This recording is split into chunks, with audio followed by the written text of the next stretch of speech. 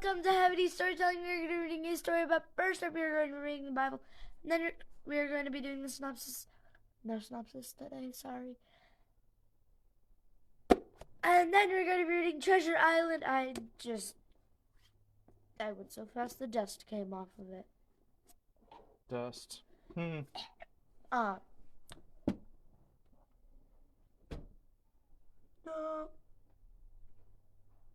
Come on. I hope you guys enjoy. Make sure to like and subscribe and bell on this video. And my dad is going to be coming up right about. Actually, don't mind my now.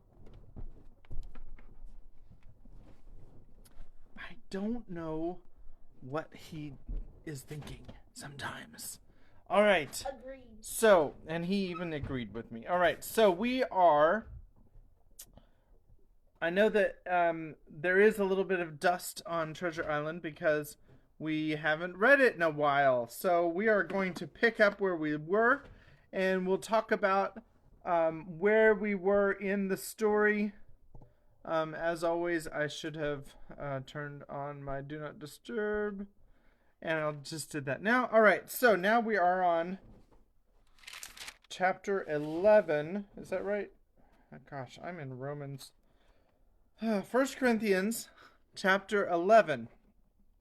So I'm reading from the English Standard Version of the Bible. If you remember last time, we did read the first verse of chapter 11, which I'm going to reread now because, well, it's a great verse, but it kind of ties more into chapter 10. But as we said, sometimes the chapters don't align necessarily with the topics. But we're just going to start with chapter 11, verse 1. I ramble a lot, don't I? All right, let me get started. This is the English Standard Version. Be imitators of me, not me, by the way, Paul is who he's talking about.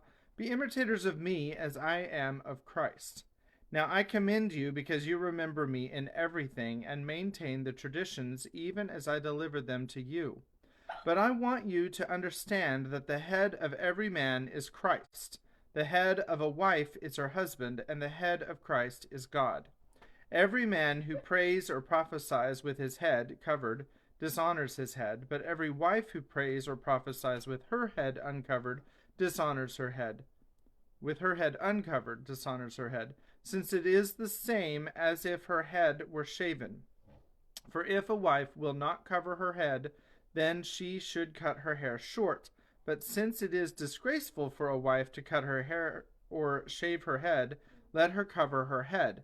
For a man ought not to cover his head, since he is the image and glory of God, but woman is the glory of man.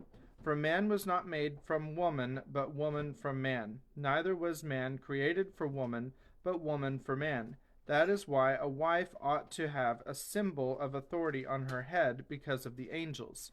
Nevertheless, in the Lord, woman is not independent of man, nor man of woman. For a woman was made from man, so man is now born of woman, and all things are from God. Judge for yourselves, is it proper for a wife to pray to God with her head uncovered? Does not nature itself teach you that if a man wears long hair, it is a disgrace for him, but if a woman has long hair, it is her glory? For her hair is given to her for a covering. If anyone is inclined to be contentious, we have no such practice, nor do the churches of God. But in the following instructions I do not commend you, because when you come together it is not for the better, but for the worse. For in the first place, when you come together as a church, I hear that there are divisions among you, and I believe it in part. For there must be factions among you, in order that those who are genuine among you may be recognized. When you come together, it is not the Lord's Supper that you eat. For in eating, each one goes ahead with his own meal. One goes hungry, another gets drunk. What? Do you not have houses to eat and drink in? Or do you despise the church of God and humiliate those who have nothing? What shall I say to you? Shall I commend you in this? No, I will not. For I received from the Lord what I also delivered to you, that the Lord Jesus, on the night when he was betrayed, took bread, and when he had given thanks, he broke it and said, "This is my body, which is for you. Do this in remembrance of me." In the same way, also he took the cup after supper, saying, "This cup is the new covenant in my blood. Do this as often as you drink it in remembrance of me. For as often as you eat this bread and drink the cup, you proclaim the Lord's death until he comes. Whoever therefore eats the bread or drinks the cup of the Lord is an unworthy manner." Let me start that sentence over again. "Whoever therefore eats the bread or drinks the cup of the Lord in an unworthy manner will be guilty concerning the body and the blood of the Lord. Let a person examine himself then, and so eat of the bread and drink of the cup. For anyone who eats and drinks without discerning the body eats and drinks judgment on himself. That is why many of you are weak and ill, and some have died. But if we judged ourselves truly, we would not be judged. But when we are judged by the Lord, we are disciplined, so that we may not be condemned along with the world. So then, my brothers, when you come together to eat, wait for one another. If anyone is hungry, let him eat at home, so that when you come together it will not be for judgment. About the other things I will give directions when I come." And that is the end of chapter 11. So, we're going to go on to Treasure Island now. And so in Treasure Island, we just finished a part 4, which was about a stockade, which I believe was when they were in the city of Paris and they threw a bunch of furniture up to make a blockade in the city, and there was a lot of fighting that went. I'm sorry, that's a different story. You'll have to listen. You'll have to figure out what we read about last time by reading it on your own or listening to the adventure as I read it. And while I'm thinking about it,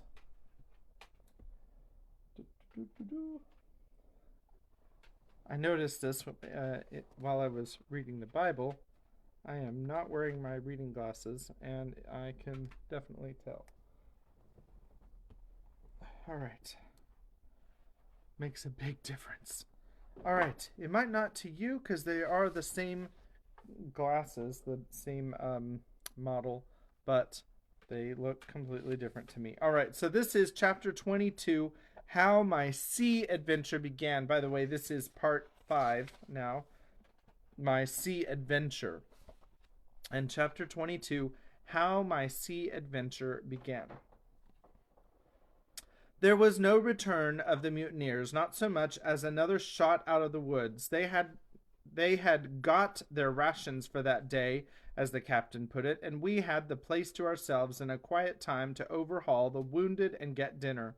Squire and I cooked outside in spite of the danger, and even outside we could hardly tell what we were at, for honor of the loud groans that reached us from the doctor's patients. Out of the 8 men who had fallen in the action, only 3 still breathed. That was that one of the pirates who had been shot at the loophole, Hunter and Captain Smollett, and of these the first 2 were good as dead. The mutineer, indeed, died under the doctor's knife, and Hunter, do what we could, never recovered conscientious in this world. He lingered all day, breathing loudly like the old buccaneer at home in his apoplectic fit, but the bones of his chest had been crushed by the blow and his skull fractured in falling, and sometime in the following night, without sign or sound, he went to his Maker. As for the captain, his wounds were grievous indeed, but not dangerous. No organ was fatally injured. Anderson's ball, for it was Job that shot him first, had broken his shoulder blade and touched the lung not badly. The second had only torn and displaced some muscles in the calf. He was sure to recover, the doctor said, but in the meantime, and for weeks to come, he must not walk nor move his arm, nor so much as speak when he could help it. My own accidental cut across the knuckles was a flea bite. Dr. Livesey patched it up with a plaster and pulled my ears for me into the bargain. After dinner, the squire and the doctor sat by the captain's side a while in consultation, and when they had talked to their heart's content, it being then a little past noon, the doctor took up his hat and pistols, girt on a cutlass, put the chart in his pocket, and with a musket over his shoulder crossed the palisade on the north side, and set off briskly through the trees. Gray and I were sitting together at the far end of the blockhouse, to be out of earshot of our officers consulting, and Gray took his pipe out of his mouth and fairly forgot to put it back again, so thunderstruck he was at this occurrence. "Why, in the name of Davy Jones," said he, "is Dr. Livesey mad?" "Why, no," says I, "he's about the last of this crew for that, I take it." "Well, shipmate," said Gray, "mad he may not be, but if he's not, you mark my words, I am." "I take it," replied I, "the doctor has his ideas, and if I am right, he is going now to see Ben Gunn." I was right, as appeared later, but in the meantime, the house being stifling hot and the little patch of sand inside the palisade ablaze with midday sun, I began to get another thought into my head, which was not by any means so right. What I began to do was to envy the doctor, walking in the cool shadow of the woods with the birds about him and the pleasant smell of the pines, while I was grilling with my clothes stuck to the hot resin, and so much blood about me, and so many poor dead bodies lying all around, that I took a disgust of the place that was almost as strong as fear. All the time I was washing out the blockhouse, and then washing up the things from dinner, this disgust and envy kept growing stronger and stronger, till at last, being near bread bag, and no one then observing me, I took the first step toward my escape, and filled both pockets of my coat with biscuit. I was a fool, if you like, and certainly I was going to do a foolish, overbold act, but I was determined to do it with all the precautions in my power. These biscuits, should anything befall me, would keep me at least from starving till far on in the next day. The next thing I laid hold of was a brace of pistols, and as I already had a powder horn and bullets, I felt myself well supplied with arms. As for the scheme I had in my head, it was not a bad one in itself. I was to go down the sandy spit that divides the anchorage on the east from the open sea, find the white rock I had observed last evening, and ascertain whether it was there or not that Ben Gunn had hidden his boat, a thing quite worth doing, as I still believe. But as I was certain I should not be allowed to leave the enclosure, my only plan was to take French leave, and slip out when nobody was watching, and that was so bad a way of doing it as made the thing itself wrong. But I was only a boy, and I had made my mind up. Well, as things at last fell out, I found an admirable opportunity. The squire and Gray were busy helping the captain with his bandages. The coast was clear. I made a bolt for it over the stockade and into the thickest of the trees, and before my absence was observed, I was out of the cry of my companions. This was my second folly, far worse than the first, as I left but 2 sound men to guard the house. But, like the first, it was a help towards saving all of us. I took my way straight for the east coast of the island, for I was determined to go down the seaside of the spit to avoid all chance of observation from the anchorage. It was already late in the afternoon, although still warm and sunny. As I continued to thread the tall woods, I could hear from far before me not only the continuous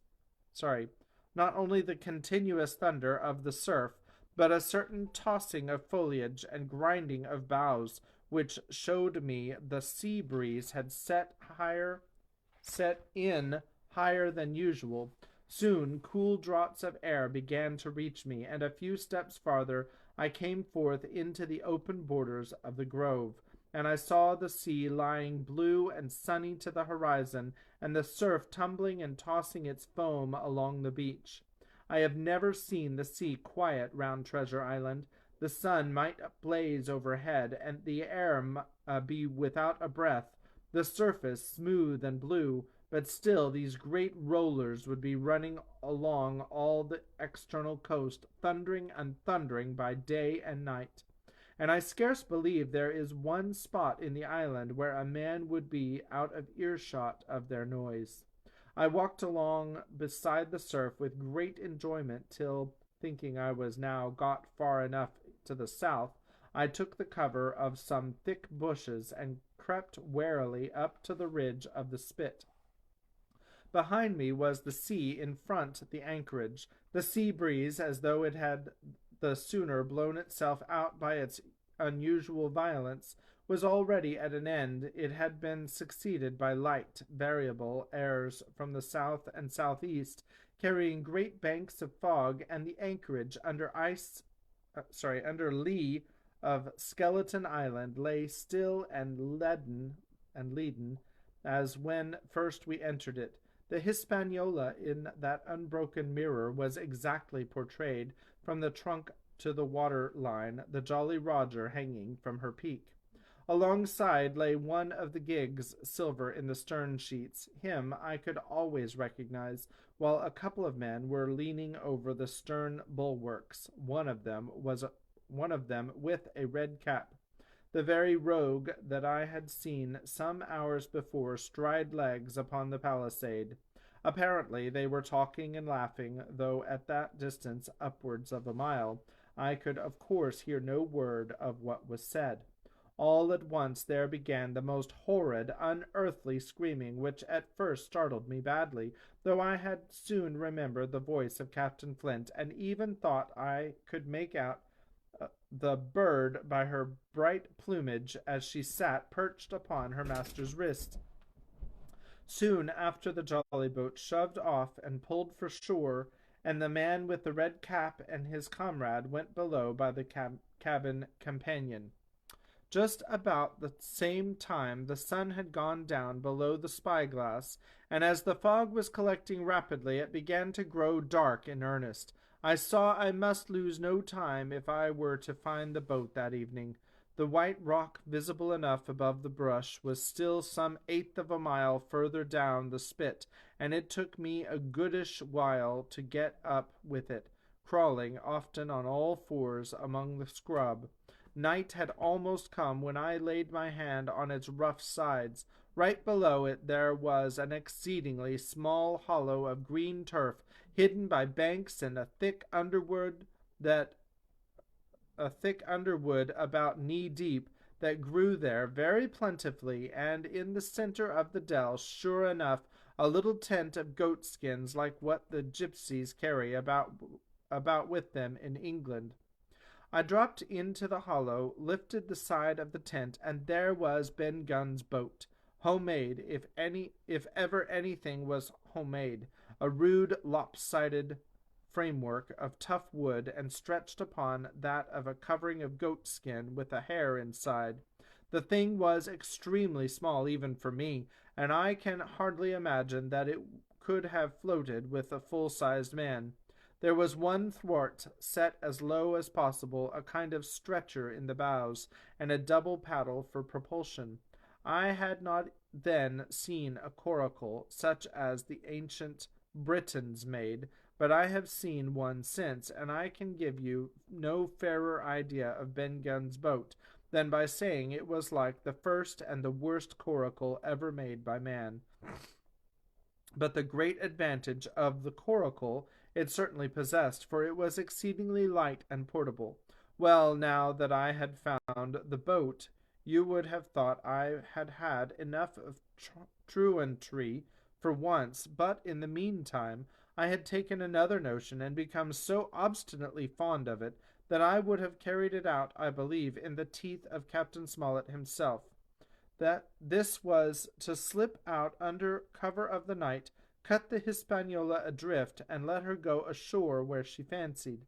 I had quite made up my mind that the mutineers, after their repulse of the morning, had nothing nearer their hearts than to up the anchor and away to sea. This, I thought, it would be a fine thing to prevent, and now that I had seen how they left their watchmen unprovided with a boat, I thought it might be done with little risk. Down I sat to wait for darkness, and made a hearty meal of biscuit. It was a night out of 10,000 for my purpose. The fog had now buried all heaven. As the last rays of daylight dwindled and disappeared, absolute blackness settled down on Treasure Island. And when at last I shouldered the coracle and groped my way stumblingly out of the hollow where I had supped, there were but 2 points visible on the whole anchorage. One was the great fire on shore by which the defeated pirates lay carousing in the swamp. The other, a mere blur of light upon the darkness, indicated the position of the anchored ship. She had swung round to the ebb. Her bow was now toward me. The only lights on board were in the cabin, and what I saw was merely a reflection on the fog of the strong rays that flowed from the stern window. The ebb had already run some time, and I had to wade through a long belt of swampy sand, where I sank several times above the ankle before I came to the edge of the retreating water, and wading a little way in, with some strength and dexterity, set my coracle keel downward on the surface. Chapter 23. The Ebb-Tide Runs. The coracle, as I had ample reason to know before I was done with her, was a very safe boat for a person of my height and weight, both buoyant and clever in a sea way, but she was the most cross-grained, lopsided craft to manage. Do as you please, she always made more leeway than anything else, and turning round and round was the maneuver she was best at. Even Ben Gunn himself has admitted that she was queer to handle till you knew her way.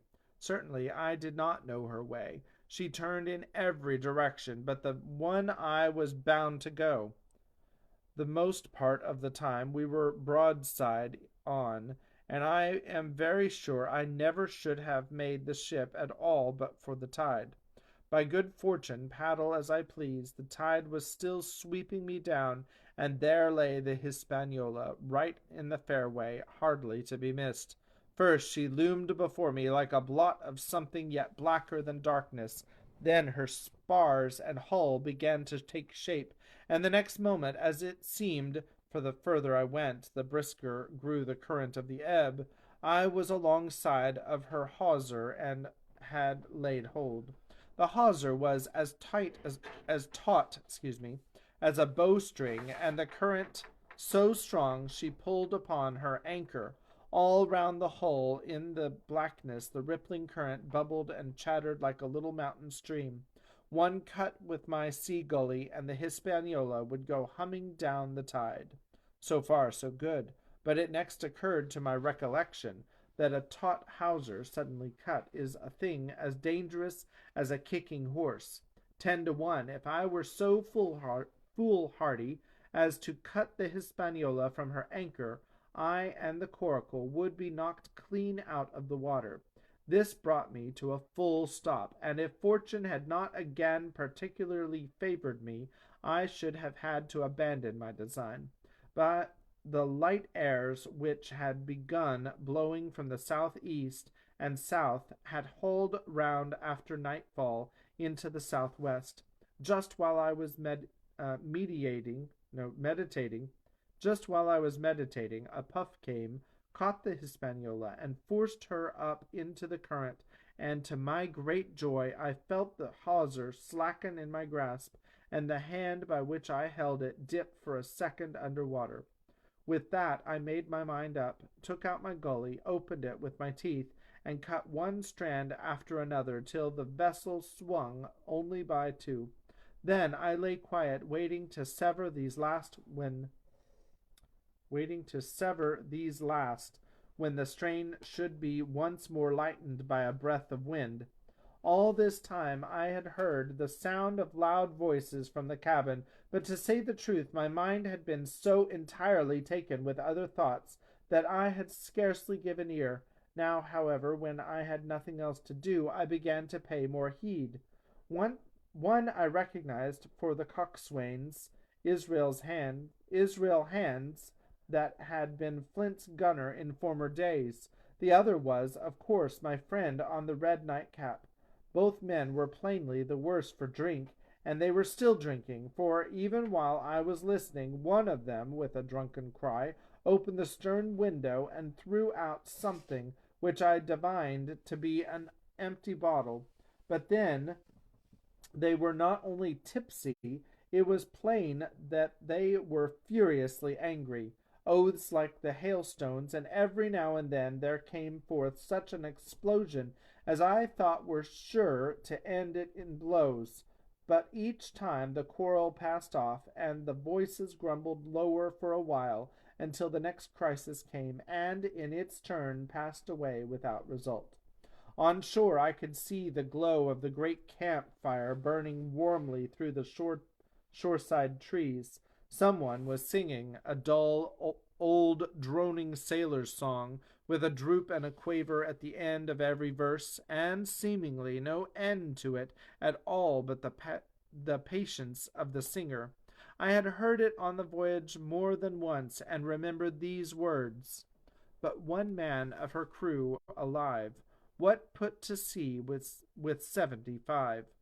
And I thought it was a ditty rather too dolefully appropriate for a company that had met such cruel losses in the morning. But indeed, from what I saw, all these buccaneers were as callous as the sea they sailed on. At last the breeze came, the schooner sidled and drew nearer in the dark. I felt the hawser slacken once more, and with a good tough effort cut the last fibres through. The breeze had but little action on the coracle, and I was almost instantly swept against the bows of the Hispaniola. At the same time the schooner began to turn upon her heel, spinning slowly, end for end, across the current. I wrought like a fiend, for I expected every moment to be swamped, and since I found I could not push the coracle directly off, I now shoved straight astern. At length I was clear of my dangerous neighbor, and just as I gave the last impulsion, my hands came across a light cord that was trailing overboard across the stern bulwarks. Instantly I grabbed it. Why I should have done so I can hardly say.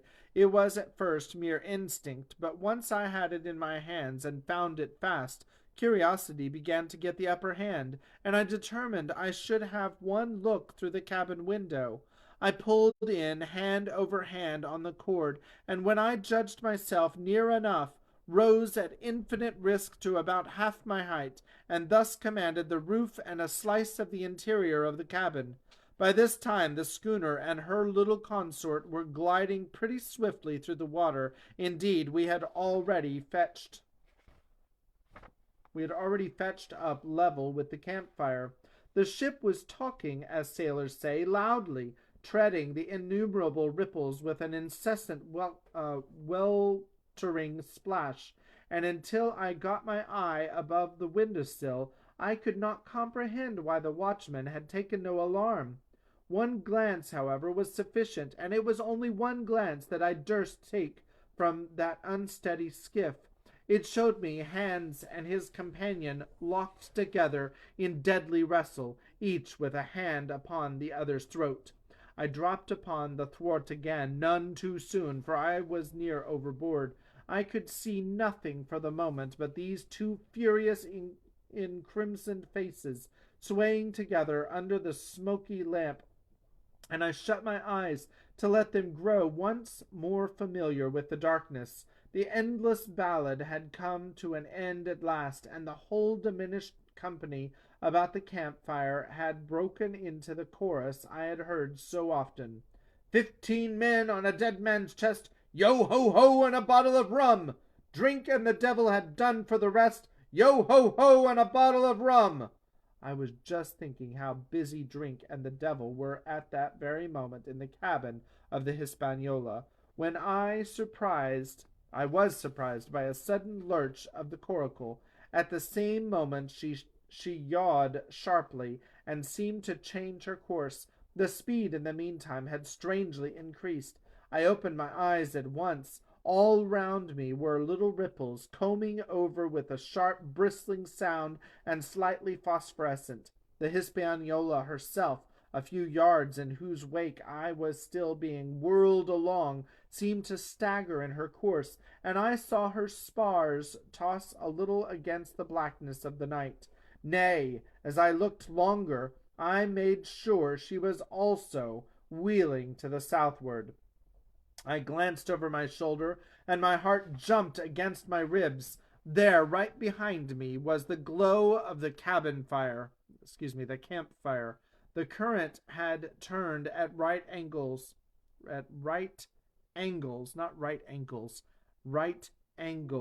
sweeping round along with it the tall schooner and the little dancing coracle, ever quickening, ever bubbling higher, ever muttering louder. It went spinning through the narrows for the open sea. Suddenly the schooner in front of me gave a violent yaw, turning perhaps through 20 degrees, and almost at the same moment one shout followed another from on board.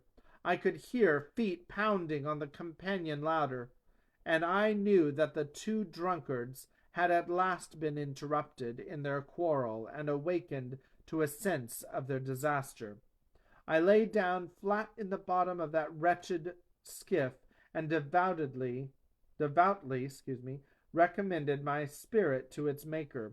At the end of the straits I made sure we must fall into some bar of raging breakers, where all my troubles would be ended speedily, and though I could perhaps bear to die, I could not bear to look upon my fate as it approached. So I must have lain for hours, continually beaten to and fro upon the billows, now and again wetted with flying sprays, and never ceasing to expect death at the next plunge. Gradually weariness grew upon me. A numbness, an occasional stupor fell upon my mind, even in the midst of my terrors, until sleep at last supervened, and in my sea-tossed coracle I lay and dreamed of home and the old Admiral Benbow. And that is the end of chapter 23. The next chapter is called The Cruise of the Coracle. The first word is it. And I want to go back one page and show you a picture. Here's the caption. It showed me Hans and his companion locked together in deadly wrestle. And here is the deadly wrestle. There they are. I'll let you look after.